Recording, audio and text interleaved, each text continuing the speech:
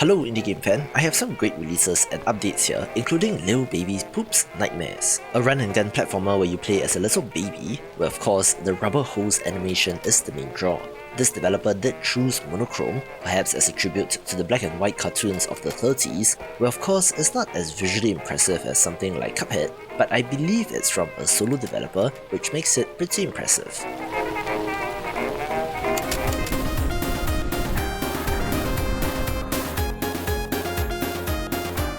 An interesting pixel art action simulation roguelite title is Forest Fire, where you play as a living flame setting fire to the world.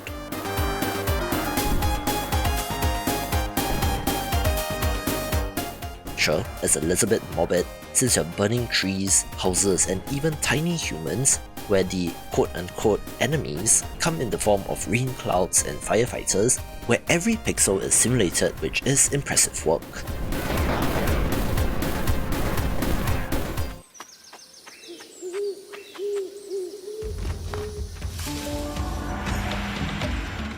This video is brought to you by friend of the channel Patch Quest from developer Lychee Game Labs and publisher Curve Games, where this action roguelite monster tamer releases out of early access today.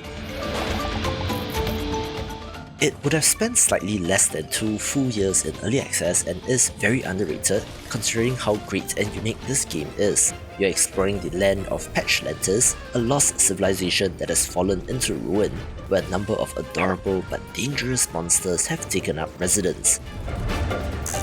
The ability to lasso these creatures and eventually ride them as mounts is the highlight, where they will then give you the ability to access new areas. There's a base camp which you can upgrade, unlocking shortcuts and earning power-ups, where the 1.0 release coincides with the Big Boss update, which adds 10 new boss battles and a proper ending to the game, making it the best time to pick up this game, so get it via the link in the description below.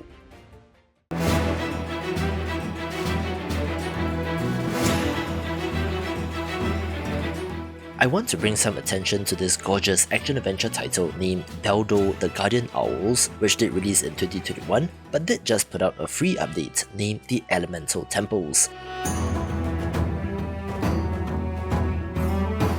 Of course, this is inspired by Zelda in terms of the combat, exploration, puzzles, and dungeons, with the visuals being the most impressive factor in my opinion, resembling a Ghibli movie or even a level 5 game like Ni no Kuni. In terms of timeline, the events of this update is set in between the first update named 3 Fairies and the main game, The Guardian Owls, adding even more value to this package, although it isn't without its rough edges.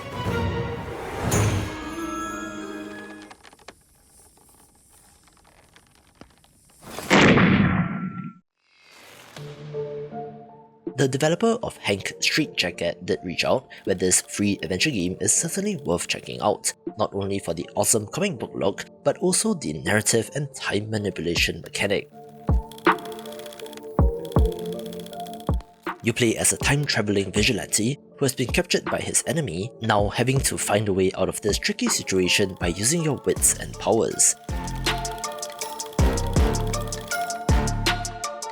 This is the free prologue to the main game in development, titled Hank Drowning on Dry Land, where if this is any indication, will be one to watch. For as fun as surprise releases can be, I don't encourage indie developers to do so since they need to build awareness of their game, but one such title that has not heeded my warning is Mythargia, which, to be fair, they did release during the Steam Mystery Game Festival, but I say results are less than optimal. This is a creepy side-scrolling horror adventure game set on an abandoned island where you uncover history and secrets that crosses dimensions with a decent pixel art look as well.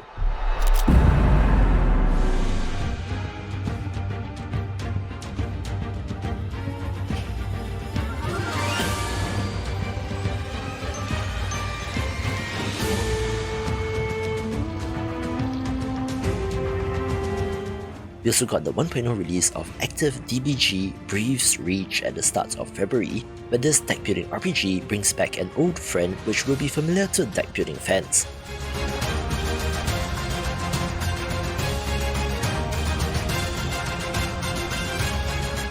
No, I'm not talking about a specific character, but rather an active time battle system seen in games like Final Fantasy, where you have to make decisions in real time and it's not a turn-based game.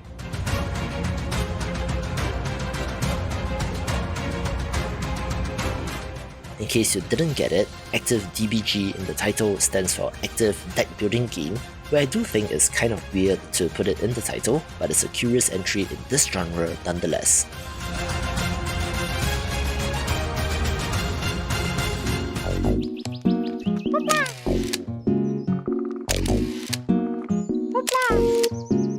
A wonderful, charming little game is Berry People, where you're wandering through the forest taking pictures of sentient berries.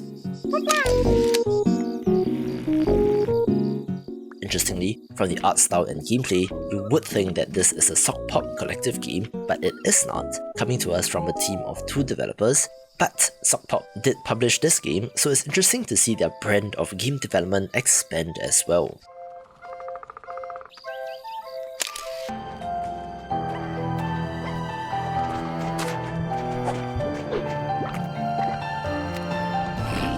Honestly, this game was one of my personal highlights of 2022 since it provided me with hours of distraction and some semblance of calm amid a very hectic year where Slime Rancher 2 just got its first major update titled Song of the Sabers, adding a new area with new slimes, chickens, upgrades, resources and more, with the Saber slime featuring front and center, of course being a tribute to the saber-toothed tiger. Like the original game, this only looks to get better and better in early access, where I can already recommend this since they have nailed the gameplay loop and the slimes are just adorable.